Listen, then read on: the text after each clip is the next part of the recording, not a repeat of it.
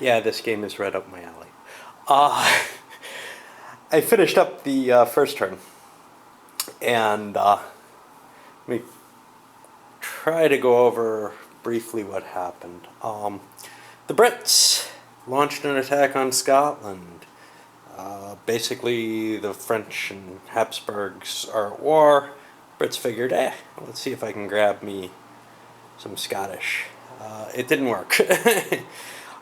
They got beat off in the siege, and that sucked for them.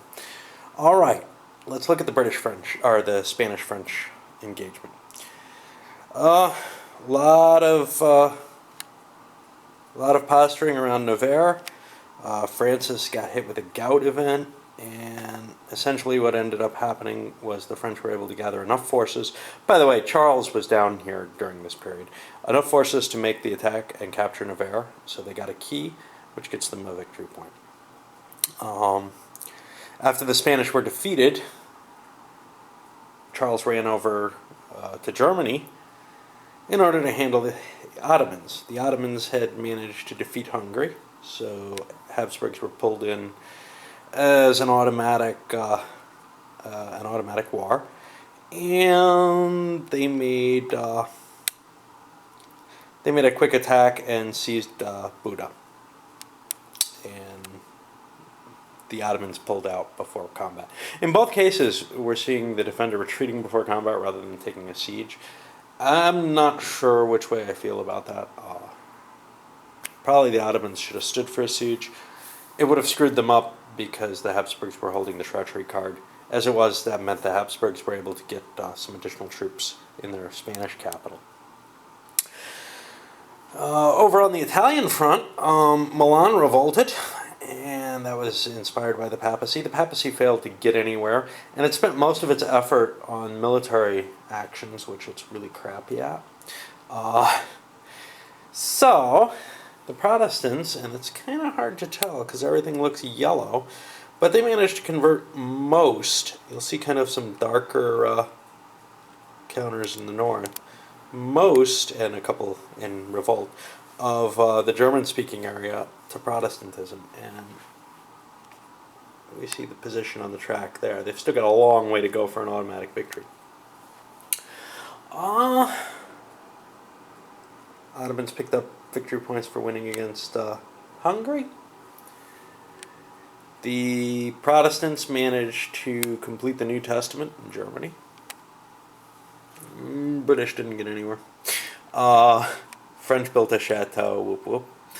And a little bit kind of exciting, the Habsburgs picked up some victory points by Cortez taking the Incas out, and whoever the hell that is, Narvaez, somehow discovering and charting out the Amazon basin. Total victory points, we've got the papacy well down within reach now, and everybody else except the British, who didn't really go anywhere. Moving forward, the Protestants, they have a lot of work to do. Still, it's early in the game. We'll see what happens as they go forward. But I'm definitely enjoying, and it's a lot lighter than something like Europa Universalis.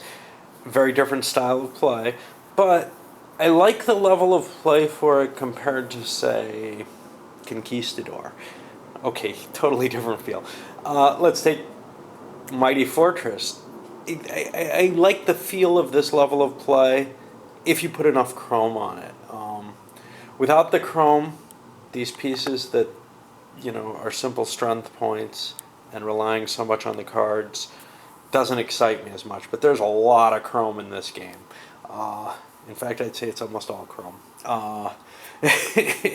That's the excitement for me, because I played something similar from, I think, Decision Games or 3W, Holy Roman Empire. Similar topic, more 30 Years War period, 4 players, and very simple combat mechanics, etc.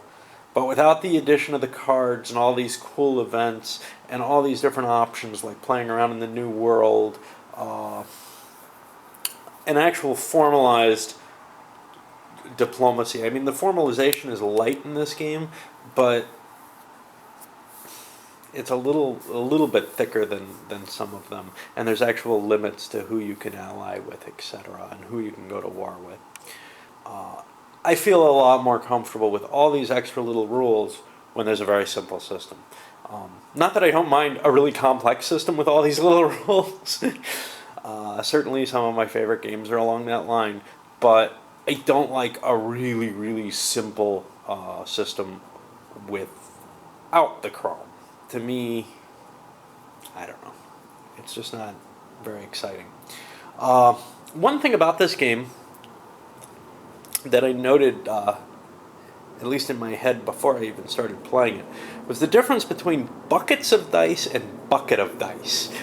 In this game, you have to roll a bunch of dice for a combat, but the combat's over after one roll. I mean, both players roll a bunch of dice.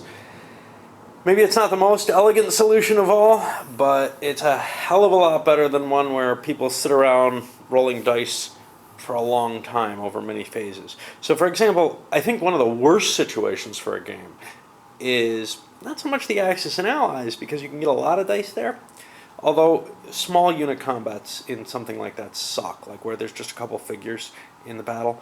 I'm thinking more of something like Britannia, where you maybe have one or two units on each side rolling dice trying to get hard to roll numbers. In this you need 5s or 6s. Again, small units are going to be a problem, but there's only one round of combat, and that's cool.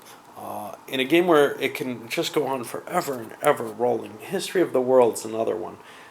These games really annoy me, even if they have some really cool factors, just because of the combat system. It doesn't have to be all that long. It's just kind of annoying to know that it could be forever. All right, this is a long one. Okay.